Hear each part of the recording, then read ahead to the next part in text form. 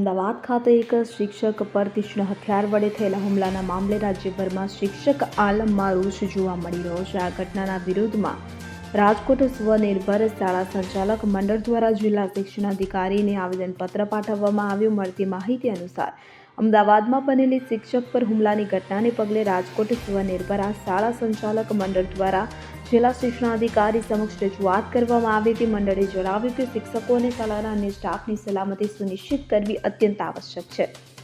વર્તમાન પરિસ્થિતિમાં શાળાઓને સોફ્ટ કોર્નર તરીકે જોવામાં આવે છે કે જેને કારણે આવા હુમલાઓની ઘટનાઓ બનતી રહે છે। આથી સરકાર દ્વારા શિક્ષકો અને શાળાના સ્ટાફની સુરક્ષા માટે ખાસ SOP બનાવવામાં આવે તેવી માંગ કરવામાં આવી રહી હતી।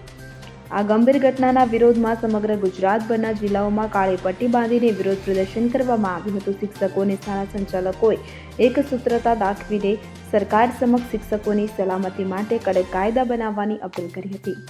આજે કાળી પટ્ટી બાંધીને રાજકોટ ડીઓ કચેરી રજૂઆત કરવા શું કહેશો, શું માંગ છે?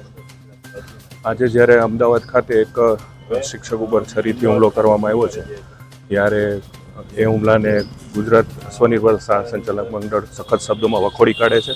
આ રીતે જ્યારે આ પ્રકારના હુમલા થાય ત્યારે શાળાનું સંચાલન કરવું અને શિક્ષકો શિક્ષણ માટે ખૂબ ભય પ્રેરિત થાય છે અને આ રીતે શાળા સંચાલન થવું ખૂબ મુશ્કેલ થઈ રહ્યું છે। ત્યારે અમે આજે ડીઓ અને સરકારશ્રીને એ જ રજૂઆત કરવાના છીએ કે આના માટે થઈને એક શિક્ષકોના રક્ષણ માટે અને શાળાના રક્ષણ માટે કંઈક કાયદો હોવો જોઈએ અને જે વાલીએ આ પ્રકારનો હુમલો કર્યો છે એની તાત્કાલિક ધરપકડ કરીને એના ઉપર સખતમાં સખત પગલાં લેવામાં આવે।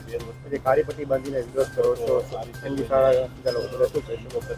આજના જ્યારે આ હુમલા થતા હોય આવી રીતના ત્યારે શિક્ષકો ખૂબ ભયમાં વાતાવરણમાં છે। ત્યારે જો આ રીતે આવી રીતના કાળી પટ્ટી બાંધીને વિરોધ કરવામાં ન આવે તો સમાજમાં એક નવા પ્રકારની પેલી ઊભી થાય, એના વિરોધ માટે થઈને આ કરવામાં આવે।